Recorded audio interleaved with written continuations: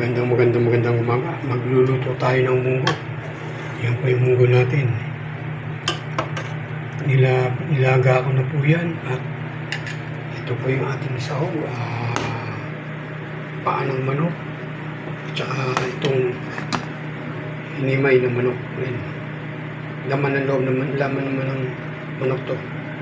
At ito po yung ating gagamitin na kamatis, bawang, at sibuyas. At ito po ang ating gulay, malunggay.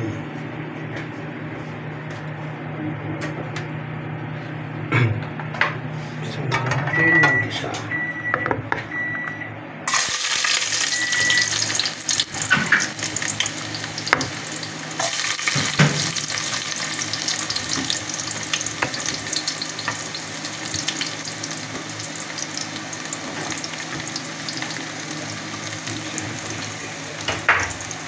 Natin mag-isa ng bawang.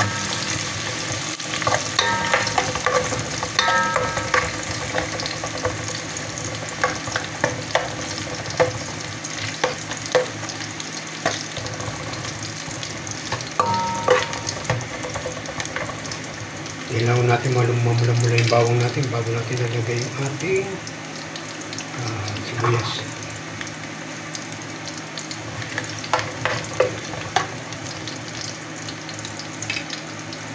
Lagyan na rin po natin ang ating sibuyas.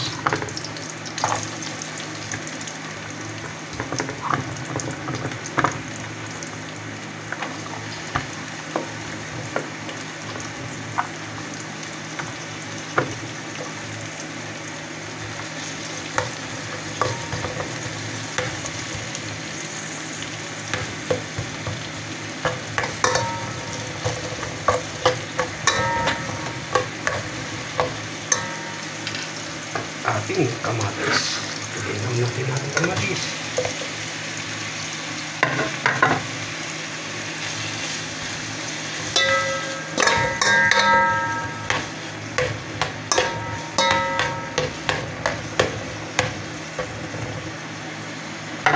Kailangan natin maluto ang ating kamatis. Takpan muna natin.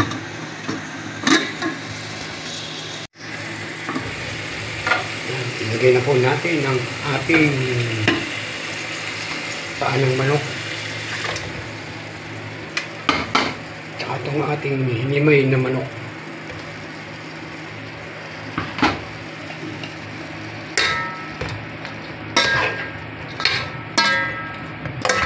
Sumasayaw pati yung ating kasirola.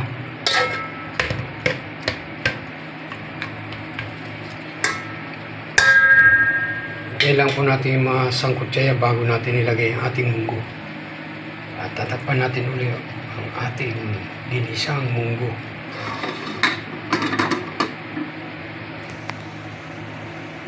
Ito, tingnan natin. Okay na. Masangkot dyan siya.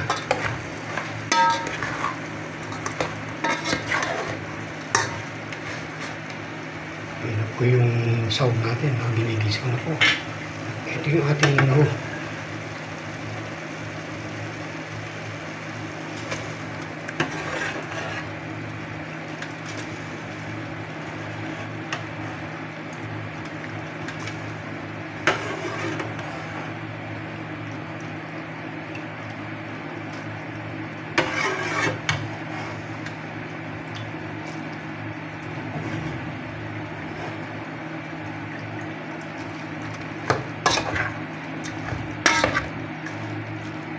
Iyan muna natin na kumulo siya bago natin nalagyan yung sabaw niya.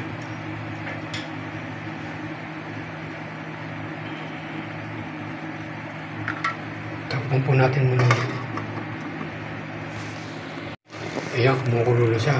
At ilagay na po natin ang ating sabaw.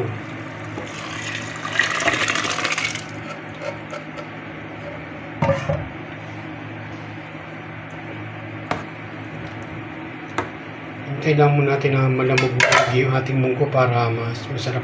Kasi masarap po yan kapag yung lamog na yung ating munggo. O ito ngayon, tatakpan natin ulit. Pakuluan natin ng pakulan muna maigi.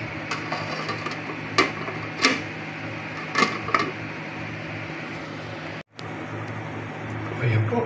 Tingnan na natin ating munggo. Ilagay ko na pala yung ano nito, yung malunggay niyan. Yan, no? May malunggay na po yan. At yung timpla na lang po natin ng konting asin. Asin na lang po.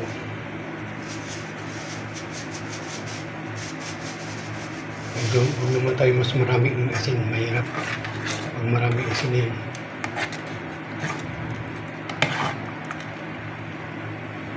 Yan po ang ating ginisang munggo. Sisim nyo yun, no? Sawag niya, paa ng manok, tsaka yung laman. Tingnan na natin yung lasa.